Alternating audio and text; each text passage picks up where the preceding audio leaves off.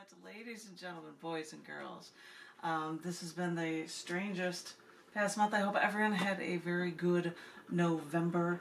I hope that they had a good Thanksgiving. Everybody said that it was more quiet than usual, but they kind of liked it that way because of the circumstances with COVID. Actually, without COVID or not, this is the first Thanksgiving that we spent alone together and didn't go to meet family some more, or didn't have family come here to meet us. But I hope everyone had a very, very good November. I am here in honor of the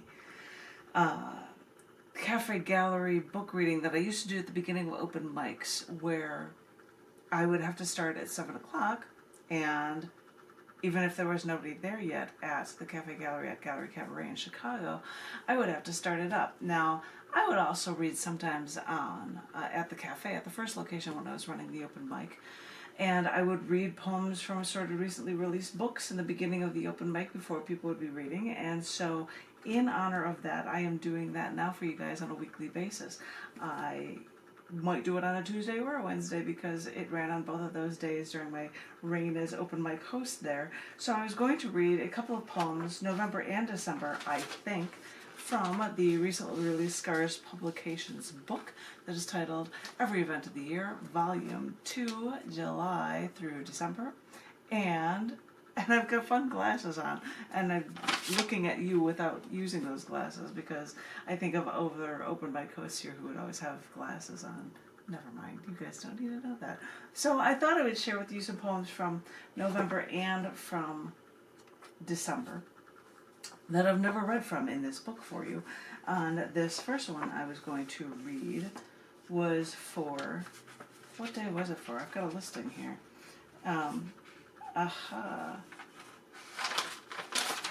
It was for the 25th of November, and that was the date that Catherine Cornaro, the last Queen of Cyprus, was actually born. She was born in 1454, and she died in 1504.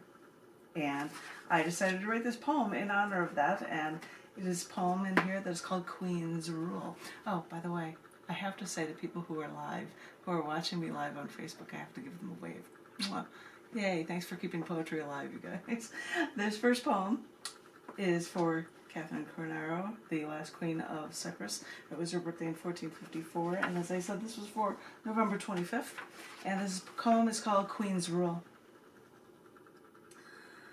When life is filled with women treated as ancillary, some consolation can be found when you hear the year James II, King of Cyprus, James the Bastard even. In the year he chose Katerina for his wife, which she accepted by proxy when she was 14, until 4 years later when she was able to travel to marry. But James the Bastard, the King of Cyprus, died soon after their marriage, and according to his will, his pregnant Katerina acted as regent. Her infant son died before he even reached his first birthday, meaning that this woman ruled over all of Cyprus, this beautiful island, until she was forced to sell her republic to Venice. So this last Crusader state became a colony of Venice, and its last queen, on horseback, rode away in silken robes with her accompanying ladies and knights, sobbing and leaving the land she loved. Many cried with her, while she was even allowed to retain the title of queen. Now, this one young girl, accepting a proposal at 14, had since had charitable organizations exist in her honor, and operas were even written about her as well. It may have been heartbreaking to lose her love and then lose her only son, but even then a king knew that a woman might just have the right answers on exactly how to run things right, as only a woman could do. History can only see the influence a woman could be, because this one last queen got the opportunity to be the peak, the finale of this island's dynasty. This is a cool thing. That's a fascinating thing about this book. Every Event of the Year, Volume 2, July through December. Same as Volume 1, January through June.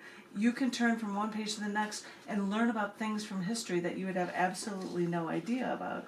Because this next one is actually for, on the second day, the day after the 25th, the 26th of November, which was for the death of Queen Isabella I of Castile. That was in actually 1504. I'm calling you some old references here, you guys. This poem is titled, Expand and Save Yourselves. It's funny, looking back on history, how Pope Alexander VI recognized King Ferdinand II and Queen Isabella I of Castile as a servant of God in 1974, posthumously in the Catholic Church. Who knows? That may have been because the two completed the Reconquista, the ordering of either conversion or exile of all of their Muslim and Jewish subjects. But why mess your head with this history or religion when her marriage to Ferdinand was what then the basis for Spain's de facto union, and it was only after her struggle to claim her right to the throne did she reorganize the government, eliminating the national debt and bringing the nation's crime rates down to their lowest levels in years. With all this extra money, she was even able to finance Christopher Columbus's 1492 voyage, leading to the discovery of the New World, although it wasn't new to the natives here, making Spain a global power for a century. But you see, these were the times not of love. Did you really expect to find love in royalty? But in the betrothing of little girls to little boys for future family alignment for national power. So Isabella was betrothed at the age of 6. Despite the familial deaths and power struggles to destroy the chances of these two children marrying each other, even though they were cousins. When did that ever stop royalty? Till they eventually got what they wanted. Isabella came to rule in 1474, but Castile was in a state of ruin from King Henry the 15th, her brother's reign. Actually, it's the 4th. I had to look at that, get the Roman numerals right. King Henry IV's, her brother's reign. Even though her brother named her as his successor, people tried to kill her, and war ensued for years over control over the Atlantic. So, that whole discovery mess with Christopher Columbus actually freed Castile from this difficult predicament, because this discovery of a new world led to much more balanced sharing of the seas. And in all this war, telling Columbus to go west was the only way these Spanish monarchs could think of further expansion. With that out of the way, Queen Isabella, Isabel in Spain, was finally able to start reforming the country King Henry IV, her brother, left in such disrepair. At this point, I guess I could rehash all the things the Queen did to improve and expand her country, but all I can think about right now is how Isabel made the choice to take a chance to explore and to look at what it did for her country. I think of this on the day she passed away, a day so close to Thanksgiving here in the United States. Exploration during war. That pioneering spirit has been ingrained into this country, for good or for bad. But when faced against impossible odds, our only option seems to be to see what is out there for us to learn from and explore. Okay, ladies and gentlemen, boys and girls, I think I'm going to actually pull off one more, it's on page 224, one more November poem. I know it's the first today, but you know what yesterday was? Oh, for my Chicago peeps, this might be cool for you, because on the 30th of November is when the first U.S. underwater highway tunnel was built, and it was in Chicago, and it started in 1866. totally appropriate for my cafe gallery open mic that was hosted in Chicago to be able to read this poem for you guys. This is called Underground History. Anniversary was yesterday for when it started. When I first took the L train into Chicago to commute every morning, I would take the Red Line along Lake Michigan for work. But in most of my years, in the only place I would ever call my home, I was taking the train from O'Hare Airport, taking the Blue Line. And all those years I took that train, I always wondered why a small part of the train ride took me underground. But I didn't ask questions. I just took the train and never thought anything of it. I never thought of all the concrete lining our way underground. Johannes immigrated here, and later my father took over my grandfather's concrete construction company. When my father flew us to Las Vegas once, we flew over the Hoover Dam. His only words were, "Look at all that concrete." But over 150 years ago, Chicago started work on their first underwater tunnel under the Chicago River, a tunnel with 1 lane for pedestrians and 2 lanes for horse-drawn carriages. Anyone who knows Chicago now may think that this sounds ludicrous, but after the Chicago fire, people looked for more stable forms to travel, and underground, away from fire, seemed the way to go. They reversed the Chicago River a decade later, which lowered the water level, exposing the roof of the tunnel, and ships ran aground. So the federal government had to close it down as a safety hazard 6 years later. So to reconstruct, they changed it, added concrete, and after streetcars ran, it was converted to the subway, the underground parts of the L train us Chicagoan commuters know. A lot of construction and reconstruction existed in the Chicago rail plans, and a lot of plans were canceled. But it's cool to see that this concrete that runs through my family's veins was a part in making those underground tunnels us Chicagoans use today. Some people may say that only rural folk are grounded in the dirt of the earth and feel real roots to this land that we live on. But I beg to differ, because some city folk, like me, can actually feel grounded with the concrete we pour that pulls us in and literally bonds us to this land, both above ground and even below, where we least expect it, to make our lives more complete. Oh, it's such a fun story, especially when the L train that is the Blue Line runs right by Western and Armitage, where the open mic blocks away was for Cafe Gallery at Gallery Cabaret. So how fitting, because if you just took that line a little bit further, you know, you'd be going underground, and you'd be going with the tunnels, which actually started in 1866. Yesterday, on the 30th of November. That's so cool. All right, I don't know the time left because I don't know how much time we've got before open micers would come and I'd start an open mic. So I'm going to read a couple of December poems for you guys, including this one for December 1st, which is the birth date of American poet Julia A. Moore. She was born in 1847 and she died in 1920. So this is a short piece for her, and it is called Your Burden. I have seen death all around me too long. I've tried to write my grievances poetically. People can make fun of how I write, say my words sound trivial, but do they know how to write about losing loved ones who mean the world to you at such an early age? You can prod, you can still make fun, but try to relay what this young child has felt in a single sonnet. To you, my words may seem farcical, but they are my feelings, however trivial they may seem to you.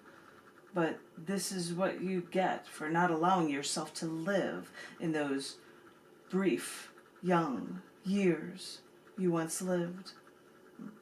Now, that is your burden. Oh my gosh, ladies and gentlemen, boys and girls. Let's see what other ones we can find here for you. Aha!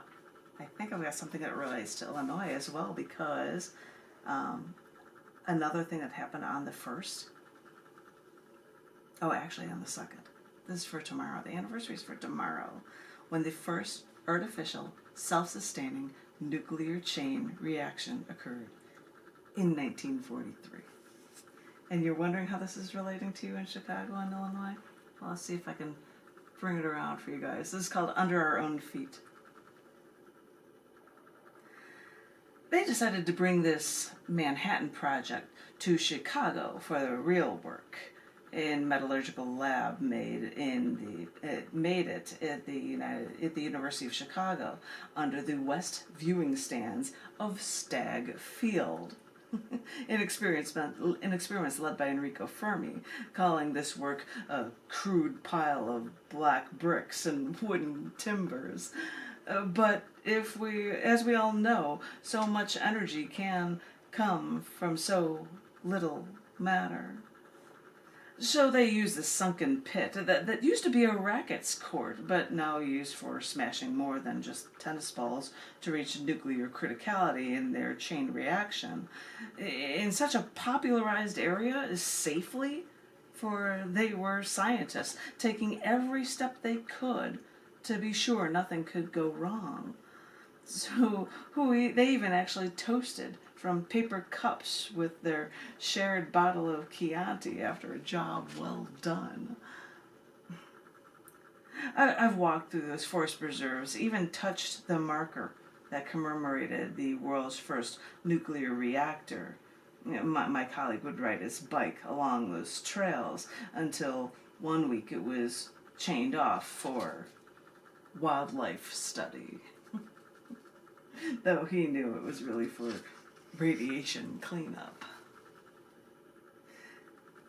I think of what we do to ourselves, to the world, and wonder how sometimes the strangest events, the strangest horrors, and the strangest discoveries may all be right under our own feet, and we don't even know it. Okay, I've been reading like lots of, I don't know the time because I think it's approaching 7:20, which means I'd probably be having people showing up, so I think I will I'll skip the Illinois one on the next page, and I'll go to the next poem here for the 4th. Yeah, I'll leave the 3rd for a reading maybe for you guys tomorrow in honor of the community poetry Austin open mic that's not going on, but it's usually on the first Wednesdays of the month. But I will share this one for you. I'm going to do that one. I'm going to do the 3rd and the 4th. I'm going to just do them in order for you guys. So I'll have a couple days for you. This was on the 3rd, and this is for when the Illinois actually joined the USA, became the 21st state, and that was in 1818. So I'll share that one with you first, and it's called Knew the Word. Did a man from my very distant familial past know what he found, discovering this rich land with so much to offer? Did he know what he took from the people who knew this land all too well? Whether he knew or not, we remember those once holders of this sacred land, the Algonquin, speaking tribes natives to this land. They knew the word Illinois really meant tribe of superior men. I cannot speak for what my ancestors did to you, but just know that I, personally, hear your words, know your meaning, and will honor this land as if it has always been my own. For to me, Illinois is only my own, which I honor the way you did, as I now honor you. Okay. I had to give another Illinois reference for you guys. And then I will do one more for you guys. And that is for the 4th of December. And it is for, actually, Wildlife Conservation Day. So just a couple days away, Wildlife Conservation Day is on the 4th of December. So I'm going to share this one. That'll be my last poem for you guys. It is from Visiting Pristine Places on the Planet. When I was young, the world was the size of a thimble, and all I needed was my own backyard. But on my own, I was only a dot in the universe. So I traveled, once saw a gold fox on a snowy roadside. When I stopped stepped out of my Saturn, the fox hopped into and through the 4-foot deep snow field. I took 2 steps, then watched this gold fur sprint away. Then after retracing Darwin's steps at the Galapagos Islands, I stopped near the crisscrossed overlapping sea lions napping, so I could contemplate natural selection. And after seeing a destroyed British ship from early whaling in Antarctica, I photographed the first humpback whales of the season, then took a picture with a Gen 2 penguin as I sat in the snow, and the penguin approached me.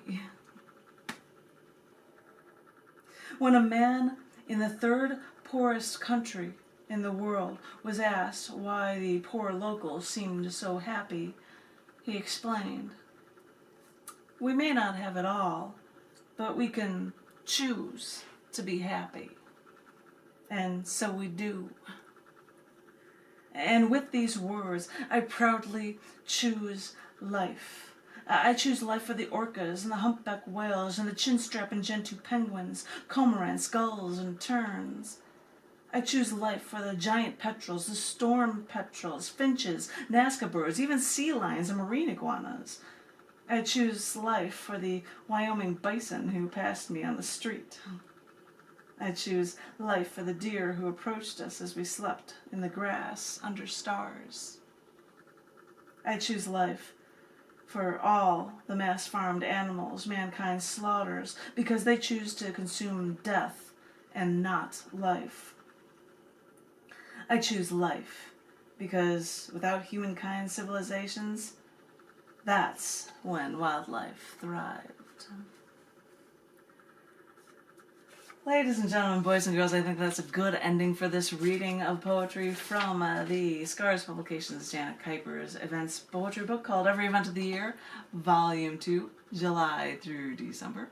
I will be hopefully reading for you guys a few more times before Christmas. I hope everyone right now is staying safe.